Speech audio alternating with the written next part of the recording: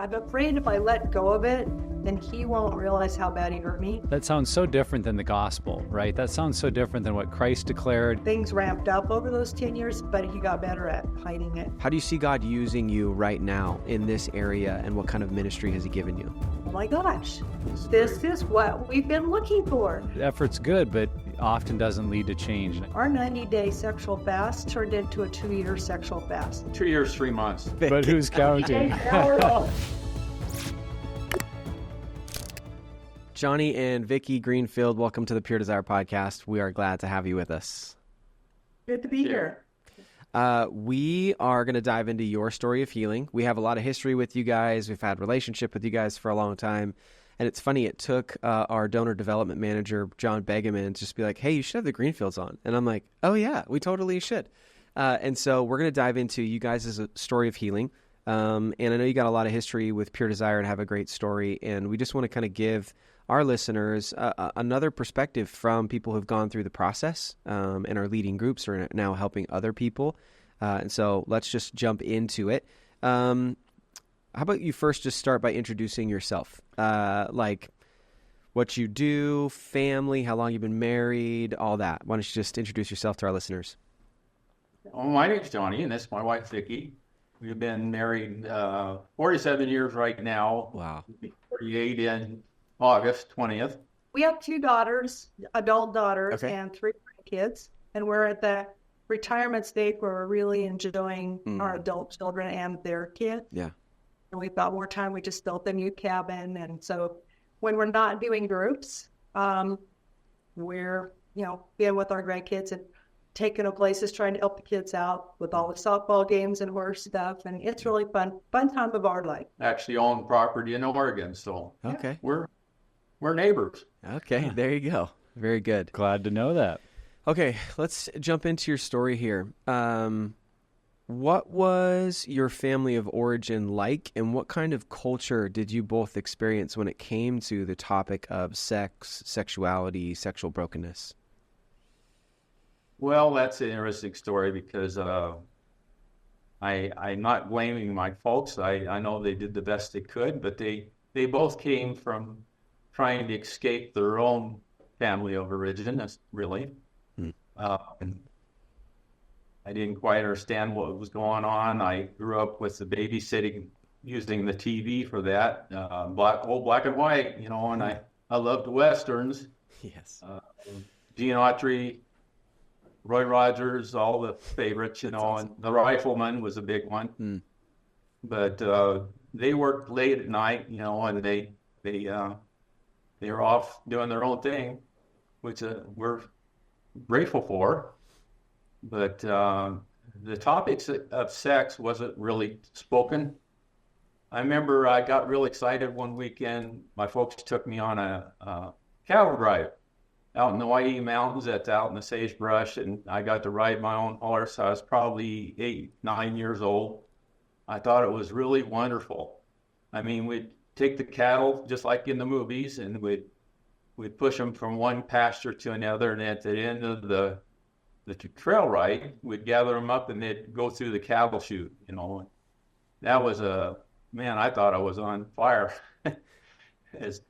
And then we'd gather up for the meal time at the campsite. They had this old barn, and I was drawing the barns and equipment and tractors, and I went out into the barn, and to my amazement, there was a whole wall full of pornography on the walls. And I didn't realize what I was seeing, but I was intrigued, and the cunning part of it. And then my dad came in and took me out of there. And then later on that night around the campfire, they turned it around on me to make me a joke. And I thought, wow, my folks aren't even safe. I got to hide this. Yeah. So something that started really early, knowing that my own parents didn't have the words to choose and guard me from all this. So that was a hard time. Vicki, what about you? What was your family of origin around this topic? I was raised in the 60s and 70s, and I had a hardworking dad, and my mom took us to church. There was no purity culture. My mom was pretty open about things, but open about letting me do what I wanted to do, not telling me I, had to follow any rules really. But I did follow rules because I'm like one of those naturally kind of modest rule following people. But sexually, there was nothing talked about at home. There was not even intimacy modeled at home. They were very careful not to be. That I don't even remember seeing my parents hold hands. If my mom kissed my dad, he'd act silly, like he was embarrassed in front of his kids. And if I had questions about sex as I was getting older, my mom would seem to be so embarrassed and uncomfortable, I stopped asking. But books would miraculously appear in my room later about the topic I'd asked about. Yeah. So I kind of it was a peer education and reading, and kind of learning. Mom's so uncomfortable. I don't want to do that to her, you know. So it didn't. We got married really young. Neither one of us knew what we were doing. Yeah.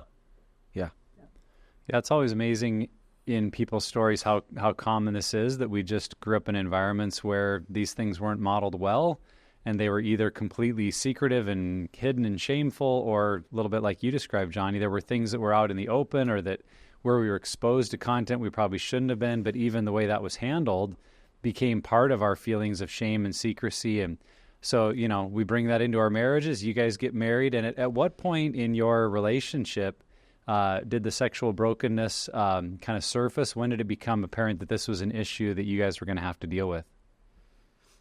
Well, that was pretty clear in my life, and Vicki's as well. She caught me doing things I shouldn't have been doing. I resisted, and then we went to a marriage counselor, which kind of worked for a little while, but we stopped going. And then I see now, I believe that he actually made it worse than what it was. And he had better counseling in the beginning of that. We'd been a lot further years, 10 years of healing. The point was at 20 years. Yeah. Wow. He was acting out the whole time, but really good at covering it up. And I was knowing this. Something wasn't right, but I know now I have a word for it. Michelle Mays in a book she wrote. It's called betrayal blindness. Your limbic system doesn't want to see what's going on, kind of just stay safe. So I just kind of didn't question too far, didn't look too close. At 20 years, it was pretty obvious some things happened. Counselor we went to that Johnny's talking about was like, you hear it's kind of a joke now, but they tell the addict to stop it, read your Bible more, stop it, pray more. Yeah. And they tell the wife to be more sexually available. That's the kind of advice we got for 6 months. And so that we went on that for another 10 years. Wow. Things ramped up over those 10 years, but he got better at hiding it. But we had a lot of tragedy happen in those 10 years. A lot of people die. Our son-in-law died in a plane crash. Wow. And I went and got help with my daughter, and John didn't. Yeah, I handled it myself, and that turned out really poorly. Yeah, that's probably what it escalated my addiction big time. Yeah. It involved other people. So, besides going and seeing that counselor, what were other things that both of you, but specifically Johnny with your addiction, what were some of the initial strategies to try to create that sobriety? And then also, I just try harder and get better at lying. That's what it all amounted to. Yeah. Promise her I'd never do this again, and it seemed that didn't last. Yeah. Well, I certainly didn't involve other people. Right. Other people helping, thinking I'm the only one that struggles with this. Yeah. A lot of isolation. Yeah. But Vicki, we also know that the betrayed partner can try to take control of the situation as well and try to bring health, bring sobriety, help their spouse. What was that like for you? What were some strategies you tried early on? Well, at the 20-year mark, going to counseling, talking to the pastor, we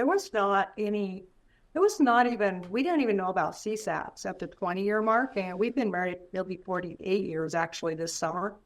So that was 28 years ago. So I really didn't talk about it very much. I had a couple safe people They didn't get it, and there were things that were happening and I didn't tell them even because I just didn't want to blow them out of the water. It was 10 years later that we found a CSAT. Things came to a head again, that we actually started learning about getting into groups, doing counseling. At the time, I didn't know about Pure Desire. That's kind of an interesting story about us and Pure Desire. But so I got into S&On, Celebrate Recovery. Those are the things that started leading us towards actually healing. I think what you're describing is something we hear so often in stories of, we knew there was an issue. We went to the help that we knew was available, a counselor, but the advice we got wasn't very helpful. And with a lack of awareness of any other resources, we just go back to kind of what we know to try harder and hope it gets better and gets fixed. And yet in that approach, there's not healing. There's just effort, which effort's good, but often doesn't lead to change. And I think you guys are echoing what so many people would say, yeah, me too. We've been there.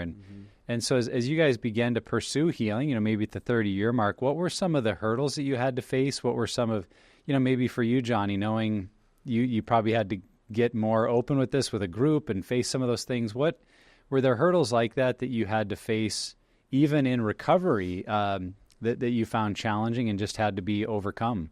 Well, I started my healing out of the shadows, and this sexual integrity counselor we had, he wouldn't even let me go home from the first meeting that Vicki and I went to. He put me in a group immediately. I was just amazed at these 7 guys that were talking about this stuff, and I didn't realize that it was something that they wrote about in books. So it was pretty eye-opening. And then, I'm doing all this recovery work in the workbook, and my counselor suggests that I go to SAA meetings. And the very first meeting I went to, it's a bit challenging because it's co-ed, see. And that was okay. It gives you a chance to practice what you're learning. Yeah. But this girl, at the very first meeting I went to, she was getting her 1-year chip. I couldn't believe that it was even possible. I was so encouraged I wanted that. So I started the process, and I went to like 3 meetings a week. Wow. Plus out of the shadows training too. And your men's group. And the men's group. And Celebrate Recovery. And the Celebrate Recovery. Yeah, right. Just throw it all at it. See what happens. Yes. And we ran a business 60, 80 hours a week. Yeah. Oh, my goodness. I mean, I can imagine, though, with something we've talked about, Dr. Ted talks about this being like it has to be a top shelf priority. This has to be something that you put so much time to. But if you're running a business together and you're running 80 hours a week, like that's hard. I can imagine that was also a hurdle in pursuing it. Is that right? Yeah, it was. But, I knew that I wanted this, whether or not my wife was going to stay with me or not. I wanted to be healthy. I liked the idea of what possibility of being free. Yeah. That's what I desired. So there's kind of a part to that story. When we started seeing the CSAT, that really was the Christian CSAT that was big help for us 20-some years ago. He said that John needed to do a 90-day sexual fast, and it was really upsetting to John. And I was kind of feeling relieved about it. Yeah, right. I hear still from women. So we started that fast, and during the fast, as we were getting ready to end it, God just gave me a intuition. I just said, there's more you need to tell me. Because at that point, I didn't know that there were other people involved. So he told me, but he still tried to minimize. Yeah. Just blew me out of the water. I really couldn't believe it, what I was hearing. Counselor was fooled. He didn't realize.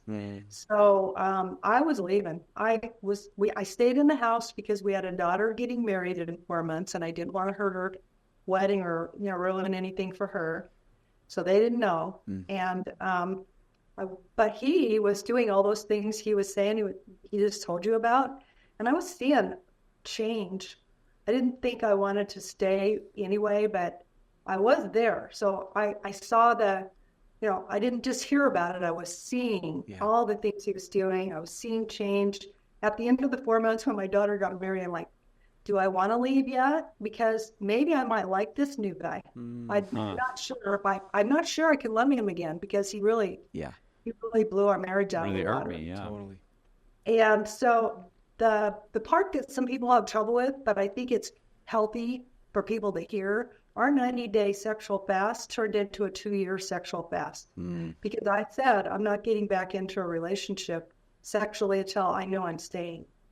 Wow. And it took 2 years for us to really get it turned around to the point where 2 years, 3 months. To be specific. But who's counting? So, I mean, it sounds like the CSAT, that was a huge part of your story of healing really beginning. But there's a moment, and I think obviously it might be 2 years for you, Vicki, but for you, Johnny, as you were seeing the CSAT starting to get traction, a lot of us have kind of experienced that moment when it just like clicks into place. It's like, oh, okay, I understand why I was doing what I was doing. What was that moment like for you, and kind of describe the circumstances that led to that? It's just the understanding that I could heal and become whole again. I think this whole process, my addiction, was something that life skills that I missed growing up. And I was sick of myself, really. Yeah. Vicki, talk about that from your perspective. Like, you started to see the traction he was making. When did it first make sense? Like, oh, this is an addiction. This is something that has more to do with just his behavior. There's more going on here. I think we were really blessed to have a counselor that was ahead of his time in a lot of the areas that we work on now, like, betrayal trauma. He didn't call it that, but we were working on it. Yeah. And then he worked on like a lot of Gottman communication stuff. I didn't know that's what it was, but now I do, because I'm more educated about it, Yeah. And then we actually moved into a sensate type therapy when we started putting the marriage back together. But I think my biggest aha moment, I'm at 2 years. I'm still hanging on to a lot of the hurt, because I'm afraid if I let go of it, then he won't realize how bad he hurt me. Yeah. And I know I need to move forward. I was talking to God all the time. The counselor asked me one day, did I think contempt was a sin? This is after 2 years. And I'm like, well, yeah. He's like, well, I think you need to think about that. And I went home mad at him. And then I realized, God really said to me, I looked up what contempt meant. It means you think you're better than someone else, basically. Yeah. And I'm like, oh my gosh, I've been going for 2 years trying to heal and trying to forgive and still feeling like this. When I stopped looking at John's stuff and started looking at my own heart, and that takes a while. I mean, that's a process. It's not like you're just supposed to do that right away. That's when my healing started. Yeah, I think about in your story the central role that hope played. When you do have, like you were sharing, Johnny, 20 years of struggling, and then some of it gets opened up, but nothing really changes. So now you're in 10 more years of kind of that turmoil, and there is a hopelessness, I think, that sets in. And we hear that very often from people that are coming into group or into counseling. It's just like, I've kind of been told all men struggle and they're always going to struggle. And it's, some have even thought, well, it's the thorn in my flesh that God will never take away. And you can't really beat it. So just manage it until you die. And it's like that sounds so different than the gospel, right? That sounds so different than what Christ declared in his ministry on earth, and then the New Testament authors that just talk about freedom in Christ. And yet when we're battling this issue and feel like it'll never change, that freedom feels almost like an illusion or an empty promise. And then we hear someone that says, man, I've gone, like you said, it's been a year of sobriety. You're like, is that even possible?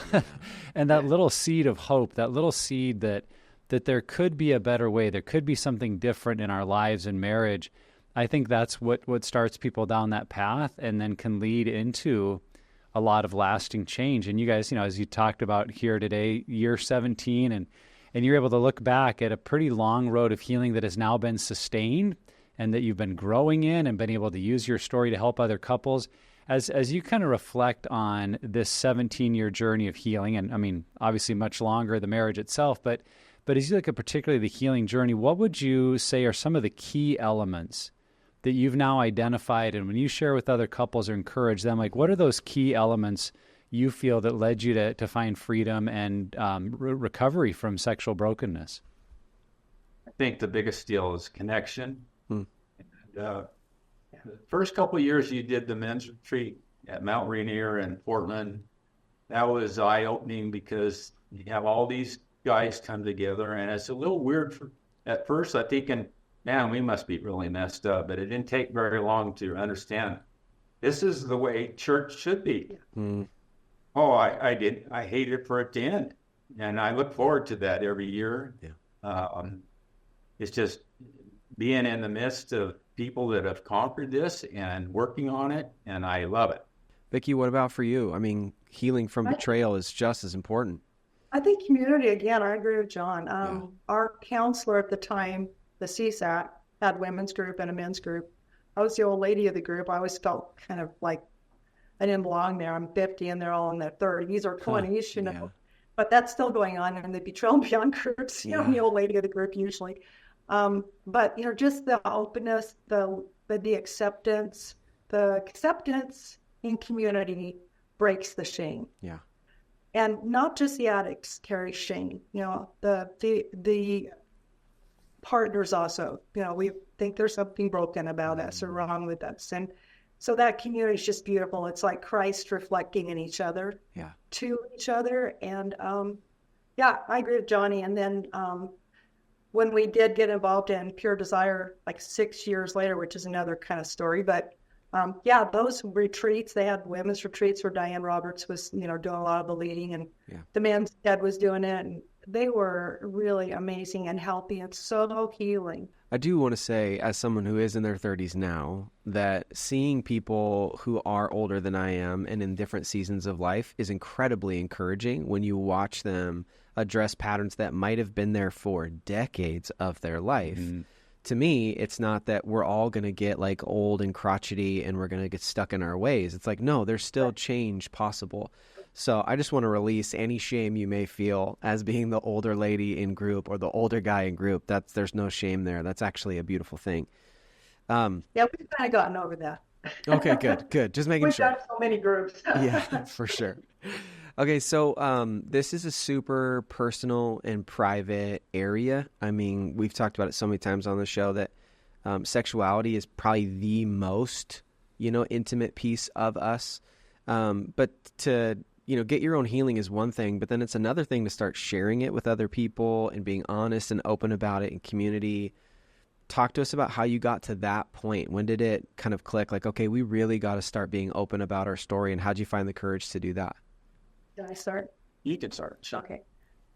We were looking for some way to walk alongside people, but we didn't have any tools except for our own healing. Mm-hmm. So we went into our then pastor and told him what was going on with us.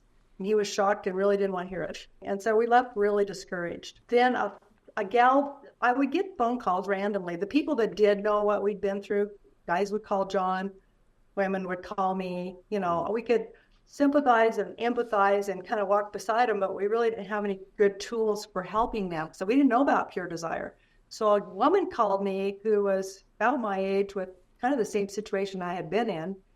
And she's the one that said, hey, have you heard of Ted Robertson, Pure Desire? I've been listening to some podcasts and watching him. And so then John and I sat down and started watching, and we're like, oh my gosh, this is what we've been looking for. And so it was a God thing. We joined Rock and Grace's Ruddy's groups. Yeah. They were open both at the same time, which how often does that happen? Mm-hmm.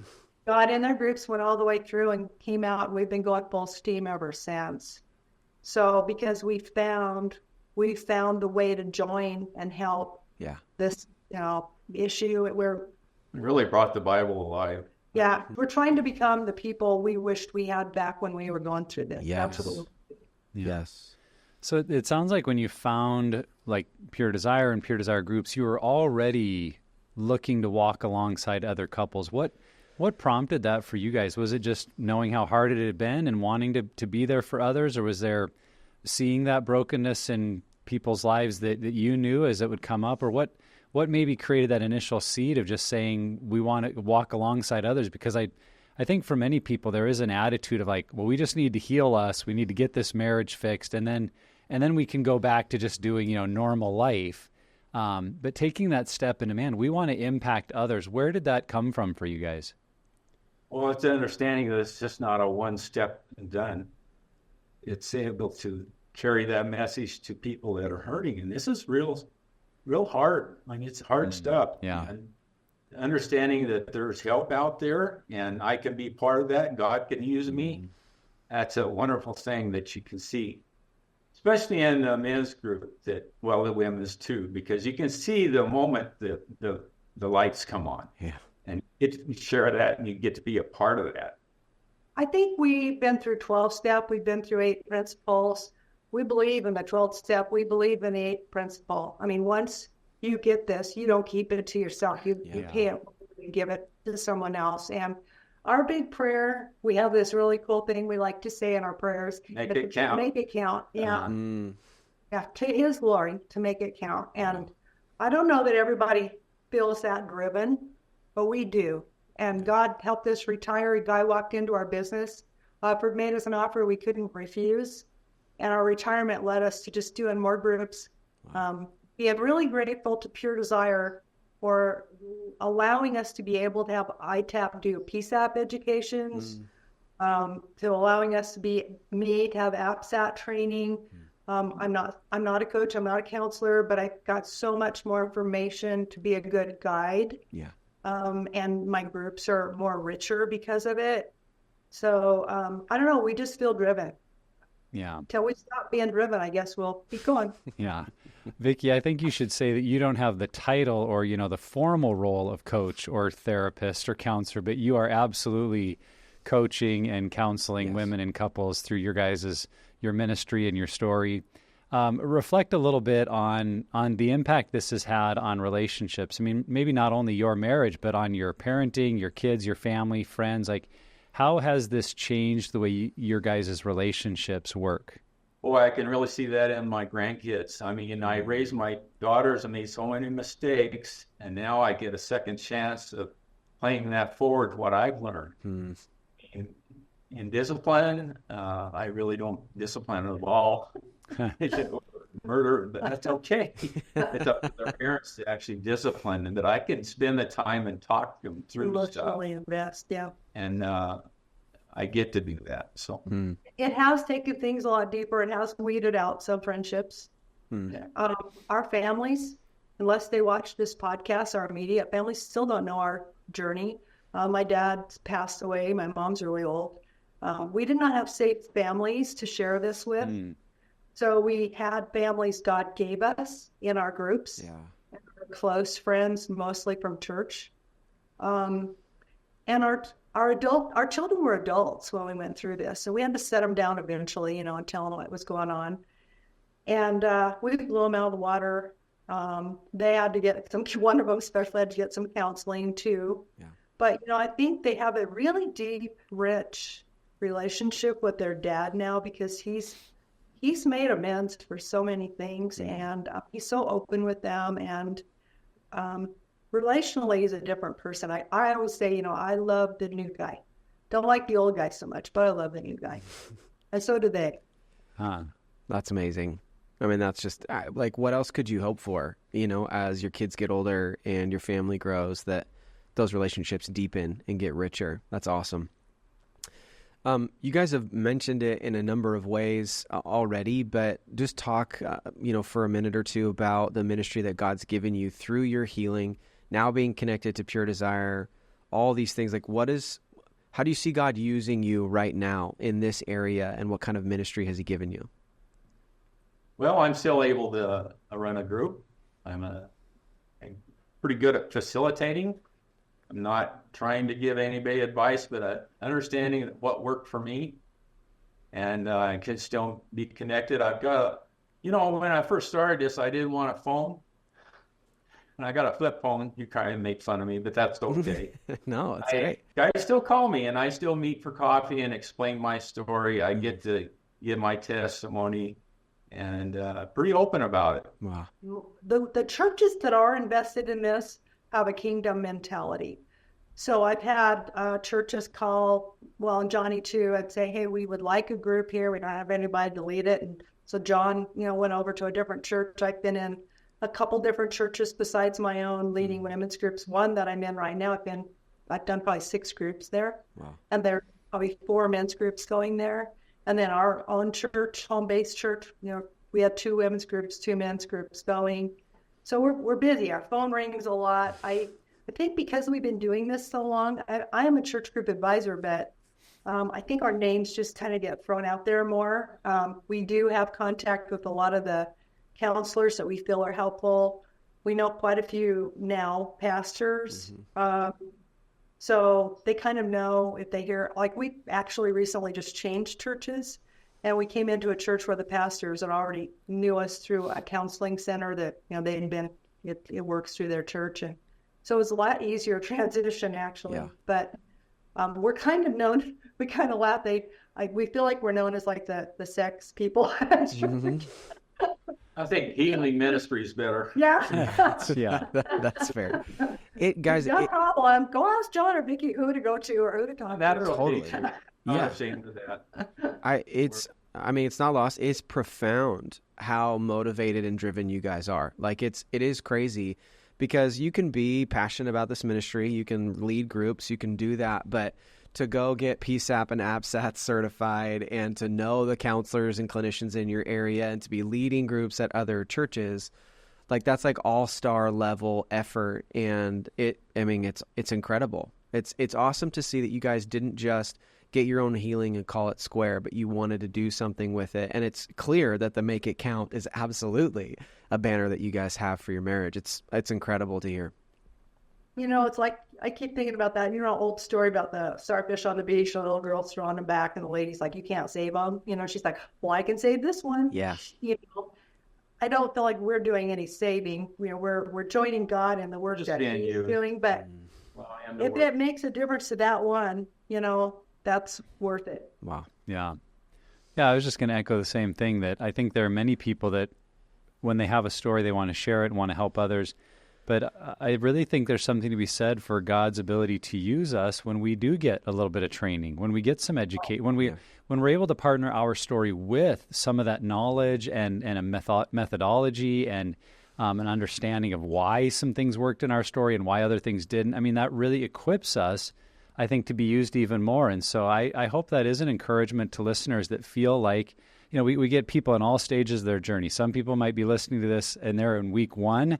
And just the idea of hope that, man, here's a couple that after 30 years of marriage was ready to call it quits, and now they've had 17 good years. I mean, for that couple in week 1, that hope is what they need. Yeah. But there are other couples that listen that are week 1 plus a year or 2 years or 3 years, and they want to share their story. And I hope that as you hear Johnny and Vicki share, there's that thought of, if we would lean into this, if we would go to a couple of trainings, if we would connect with Pure Desires conferences, if we would, read some of those supplemental resources, that might really bolster our ability to connect with other couples and use our story in a powerful way. And, we'd love to be a part of that in their lives. And I'm just so thankful that with you guys, Johnny and Vicki, we've gotten to be a part of your story and what God was doing, for almost a decade before you even found out about Pure Desire. So as you think about couples listening, and like I said, they're at all stages of their journey. Some are helpers, some are in the midst of their own story. What encouragement would you want to give to anyone listening as you reflect on your own story? You're not alone. You get out of what you put into it. It's a journey of being honest, and speaking the truth is hard. I mean, I thought for many years that if I just was crafty enough that I could get out of any situation, and understanding now it's always going to come out. So it's like taking baby steps, and then the big step is from now on I'm going to not be perfect. I don't want to present myself as being perfect, because I've learned a lot, and I've got a lot more to learn, but you cannot move forward unless you're taking the next step. What I tell women when we start group, we're a Christian organization. We want marriages to flourish and be healthy. But it doesn't work that way if there's only one person that's trying to be healthy and the other one isn't. So I just say, we're not the poster child for this. We're just one picture of what healthy can look like. And so for me with women, because some women end up separated or not married anymore, you can still move forward, find safety, be stable, find health, learn how to set boundaries, do all these wonderful things that don't just apply to a relationship with your partner, but life. Yeah. So I just see women flourish regardless of, the trauma that they're coming out of with this program and the help that we were giving them now. Yeah. So that's kind of mine. Yeah. Yeah. Just, as I hear your guys' story, what keeps coming to mind for me are the Apostle Paul's words where he says that the God of all comfort comforts us. So there's a promise there that God's desire is to give us his comfort, his peace, his joy. And I think part of healing and recovery is that of finding I'm not alone, there's hope, and there's comfort there. But then he goes on to say he comforts us so that we can comfort others with the same comfort that we ourselves have been given. And in this area that can be very messy and complicated, and there's layers of it that maybe we haven't experienced. We feel like, well, who am I to help someone else? Who am I to share my story? Who am I to approach my pastor or talk to my friend? And yet there is a real biblical truth there that says, who are you? Well, if you've received comfort in Christ, all you're being called to do is go and offer that same comfort to someone else and say, here's what I've experienced. Here's what God has done in our relationship. Here's the hope he's given me. And you may not be the counselor. You may not be, I love how you said it too, Vicki. Like we're not the one that heals, saves people, but we're a part of it. We're a part of someone else's story. And I think that's a message that I'm hearing today and would just share with everyone to say we can all be a part of taking some of the comfort God has given us and offering that to someone else. And what they do with it, what God does with it at that point is really up to them and the Lord. But our role of offering that same comfort is so powerful and so beautiful to see how God uses it, and awesome to hear, because we get to hear them, Johnny and Vicki, the couples that have said, well, we got connected to the Greenfields and we were in their group, or I was in Johnny's group, and he really challenged me. And man, I looked at Johnny and said, if he could do it, and in his season of life, and he's pouring into me, a younger guy, then I believed I could do it too. And so we get to hear those stories, and it's simply because you guys said we want to be faithful to use the comfort God has given us and comfort others. And so thank you for that, and we're so appreciative and delighted to get to share your story with our audience today. And don't stop being driven. Please don't stop. It's doing amazing things. You guys are making a significant impact, and honestly, you guys are amazing. I knew very little of your story. Obviously, I know your name, but it's been great just to hear how the Lord has, what I'm seeing is those stepping stones, even starting back when you saw that counselor and then you were a part of SA, and just incredible how God has shaped your story and is using it to help other people. So thanks for sharing it, and thanks for being with us today. We really appreciate it. Yeah, thanks for asking us. God bless both of you guys, and we'll be seeing you soon, I'm sure. And if you're a fan of this content, please subscribe, share it with somebody, and write us a review. If you want more information on our groups, resources, or counseling, just go to puredesire.org. And lastly, never stop being healthy.